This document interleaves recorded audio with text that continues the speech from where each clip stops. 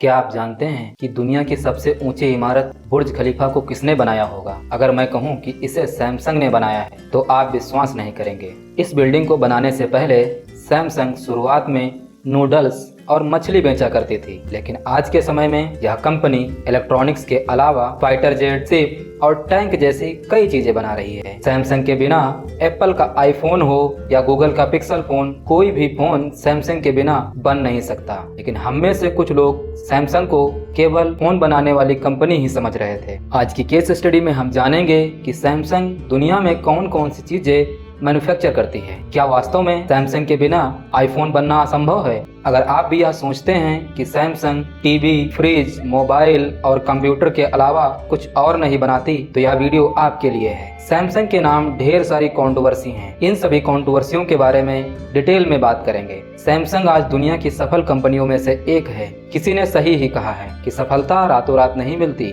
सफलता के पीछे कई सालों की मेहनत होती है। सैमसंग की सफलता के पीछे तो कई सालों और कई पीढ़ियों की मेहनत है। आज के इस वीडियो में इन सभी बिंदुओं पर विस्तार से बात करेंगे। सैमसंग की शुरुआत लगभग 86 वर्ष पहले 1 मार्च 1938 को हुई थी। सैमसंग की स्थापना कोरिया के एक रिचेस्ट पर्सन ली योंग चुल ने की थी। शुरुआत में यह कंपनी सूखी मछली, किराने का सामान और नूडल का व्यापार करती थी। शुरुआती दौर में इस कंपनी का मुख्यालय कोरिया के डेंगू शहर में था। साल 1947 तक कंपनी समृद्ध हुई और उसने अपना मुख्यालय सियोल में स्थानांतरित कर लिया। इसी दरमियान कोरियाई युद्ध छिड़ गया था। फिर उन्हें सियोल छोड़कर अपना हेडक्वार्टर बुसान में बनाना पड़ा। युद्ध का असर कंपनी पर भी काफी पड़ा था। कंपनी का सर्वाइव करना काफी मुश्किल लग रहा था और कोरिया की तो हालत ऐसी हो गई थी कि एक्सपोर्ट की तो छोड़ो, लोग खाने पीने की चीजों के लिए इंपोर्ट पर निर्भर होने लगे थे। सैमसंग ने इस आपदा को अवसर में बदला। उस समय कोरिया में शुगर केन का उत्पादन लार्जेस्ट स्केल पर होता था। सैमसंग ने इसे व्यापार के रूप में देखते हुए अपनी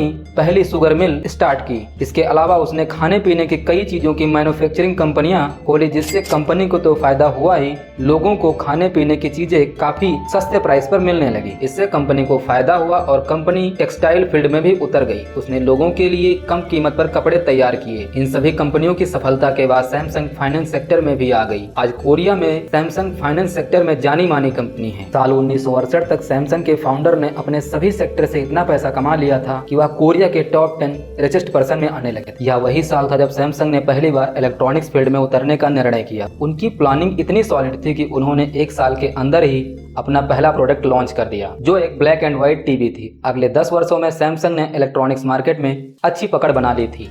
टेलीविजन की सफलता के बाद सैमसंग ने डिसाइड किया वह और भी इलेक्ट्रॉनिक्स उपकरण बनाएगी। साल 1978 में माइक्रोवेव बनाया। 1980 में एयर कंडीशनर को मार्केट में उतारा। इन सभी की सफलता के बाद 1981 में पहली बार कलर टेलीविजन को मार्केट में सैमसंग ने उतारा। सैमसंग को लगातार सफलताएं मिलती जा रही थी। इन सारी सफलताओं के बाद सैमसंग ने अपनी लाइफ का सबसे बड़ा प्रोडक्ट सैमसंग पर्सनल कंप्यूटर 1983 में लॉन्च कर दिया। इतने सारे इलेक्ट्रॉनिक्स उपकरण बनाने के लिए सैमसंग को सेमीकंडक्टर की पूर्ति के लिए दूसरी कंपनियों पर निर्भर रहना पड़ता था। इसके लिए सैमसंग ने खुद की सेमीकंडक्टर मैन्युफैक्चरिंग कंपनी स्टार्ट की और इन प्रोडक्ट्स को अपने उपकरणों में तो यूज किया ही, इसके अलावा एप्पल, सोनी, HTC और नोकिया जैसी बड़ी कंपनियों को वर्ल्ड लेवल पर पार्ट सप्लाई करने लगी। एप्पल के आईफोन से लेकर गूगल के पिक्सल फोन में जितने भी सेमीकंडक्टर यूज होते हैं, वह सभी सैमसंग इलेक्ट्रॉनिक्स मैन्युफैक्चर करती है। अब आप कमेंट बॉक्स में बताइए कि आप सैमसंग का कौन सा प्रोडक्ट यूज करते हैं। अगर बात करें सैमसंग ने किस वर्ष कौन सा फोन लॉन्च किया था और सबसे पहले किस फोन को लॉन्च किया था, साल 1986 में सैमसंग ने अपना पहला फोन SC100 लॉन्च किया था, जो बैड लक से सफल नहीं रहा। इसके 2 साल बाद 1986 में सैमसंग ने SH100 लॉन्च किया। यह भी फोन सफल नहीं रहा। इसके बाद 1993 में उन्होंने SH700 लॉन्च किया, जो मार्केट का हिट फोन रहा। और साल 1994 में उन्होंने SH770 लॉन्च किया, जो मार्केट का सुपर डुपर हिट फोन रहा। 1994 से 2009 तक सैमसंग ने सिर्फ CDMA फोन पर ही काम किया। मतलब इन सभी फोन में सिर्फ कॉलिंग और टेक्स्ट की सुविधा ही उपलब्ध थी। इस सीरीज के सभी फोन एंड्रॉयड श्रेणी में नहीं आते थे। साल 2009 में सैमसंग ने अपना पहला Android phone Samsung Galaxy launch किया, जिसे मार्केट में अच्छी सफलता मिली। आपको बता दें कि इससे पहले साल 2007 में ही एप्पल ने अपना पहला आईफोन लॉन्च किया था। इस फोन के सेमीकंडक्टर सैमसंग कंपनी ने ही मैन्युफैक्चर करके दिए थे। हालांकि सैमसंग अपना पहला एंड्रॉयड लॉन्च करने में पीछे रही, लेकिन उसने एप्पल को फुल सपोर्ट किया उसके फर्स्ट आईफोन लॉन्च होने में। अगर बात करें सैमसंग की मार्केट कैप की, तो सैमसंग 325 बिलियन डॉलर के साथ दुनिया में 29वें स्थान पे है। वहीं रेवेन्यू की बात करें तो सैमसंग का रेवेन्यू 209 बिलियन डॉलर है। प्रॉफिट की बात करें तो सैमसंग का प्रॉफिट 19 बिलियन डॉलर है। मार्केट शेयर में सैमसंग 18% के साथ अपनी पकड़ बनाए हुए है। 2023 के डेटा के अनुसार सैमसंग ने लगभग 2.75 करोड़ फोन सेल किए थे। दुनिया की सबसे ऊंची इमारत बुर्ज खलीफा को सैमसंग ने ही बनाया है। अगर बात करें बुर्ज खलीफा की, तो इसे बनाने में लगभग 1.5 अरब डॉलर का खर्च आया था। इस टावर का निर्माण जनवरी 2004 में शुरू हुआ था और अक्टूबर 2009 में पूरा हुआ था। इस टावर को बनाने में रोजाना लगभग 12,000 कर्मचारी काम करते थे। दुनिया की सबसे ऊंची टावर बुर्ज खलीफा को सैमसंग इलेक्ट्रॉनिक्स की company Samsung construction and trading ने बनाया है। सैमसंग कंस्ट्रक्शन का मुख्य काम केवल बिल्डिंग बनाना ही नहीं, सैमसंग इसके अलावा रोड और टनल भी बनाती है। बुर्ज खलीफा के अलावा मलेशिया की मशहूर ट्विंस टावर और साउथ कोरिया का लार्जेस्ट एवरलैंड थीम पार्क इसी कंपनी ने बनाया है। अभी तक हम सभी लोग यही जानते थे कि सैमसंग इलेक्ट्रॉनिक्स कंस्ट्रक्शन, ट्रेडिंग और इन सभी फील्डों में ही काम करती आ रही है, लेकिन इसके अलावा भी कुछ ऐसी फील्ड हैं जिससे सैमसंग को अच्छा खासा मुनाफा होता है और उसे टैक्स भी नहीं पे करना पड़ता। Samsung medical centre, Samsung university ऐसी नॉन प्रॉफिटेबल फाउंडेशन है जिससे सैमसंग को अच्छी इनकम होती है और इन सब की वजह है कोरियन गवर्नमेंट। आइए जानते हैं कैसे।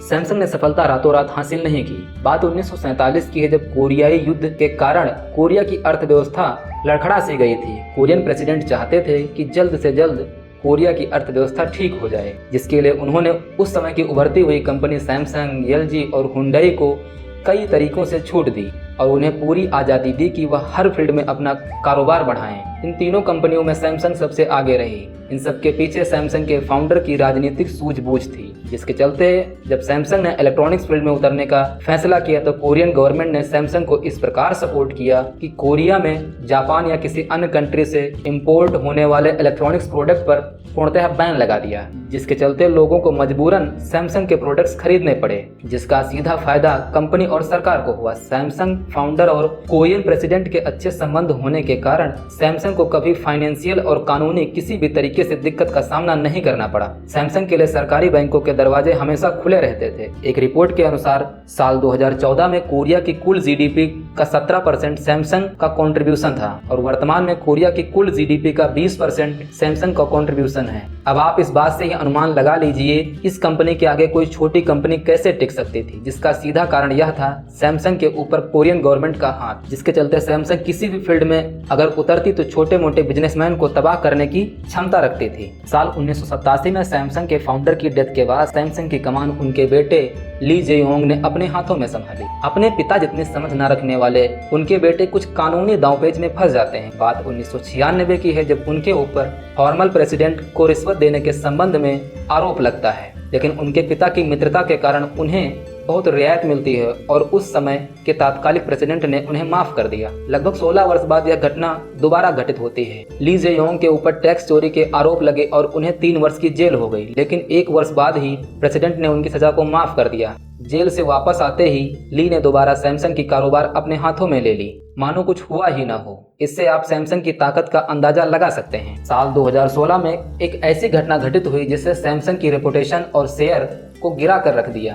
इस साल रिलीज हुआ सैमसंग सीरीज का नोट 7 फोन, जिसके ब्लास्ट होने की खबरें आने लगी और इस न्यूज को वर्ल्ड वाइड टेलीविजन पर दिखाया जाने लगा। इसके अलावा इस फोन को एयरलाइंस में ले जाने पर बैन लगा दिया गया, जिसके चलते सैमसंग के शेयर गिरने लगे। सैमसंग को मजबूरन में इस फोन का प्रोडक्शन बंद करना पड़ा, जिसके चलते सैमसंग को लगभग $5 मिलियन का नुकसान झेलना पड़ा। शुरुआत में सैमसंग ने बयान दिया कि बैटरी की खराबी के कारण यह समस्या उत्पन्न हुई है। इंक्वायरी में पता चला कि एप्पल के कंपटीशन में सैमसंग ने इस फोन को जल्दबाजी में लॉन्च कर दिया था, जिसकी प्रॉपर टेस्टिंग नहीं की गई थी। समय बीतता गया और कंट्रोवर्सी दबती चली गई। सैमसंग अपनी तरक्की की सीढ़ी चढ़ता चला गया। सैमसंग का अर्थ होता है 3 सितारे। कोरिया में 3 नंबर पावरफुल को प्रेजेंट करता है और आज के समय में सैमसंग का नाम उसके अर्थ को जस्टिफाई करता है। इतने छोटे से वीडियो में सैमसंग की पूरी हिस्ट्री को समेटना संभव नहीं था। इस वीडियो में हमने कुछ महत्वपूर्ण बिंदुओं पर ही बात की है। अगर आपका प्यार रहा तो भविष्य भविष्य में हम सैमसंग की फुल डॉक्यूमेंट्री आपके लिए लेकर दोबारा हाजिर होंगे। अगर आपको हमारा यह वीडियो पसंद आया हो तो आप वीडियो को एक लाइक और शेयर जरूर कीजिएगा।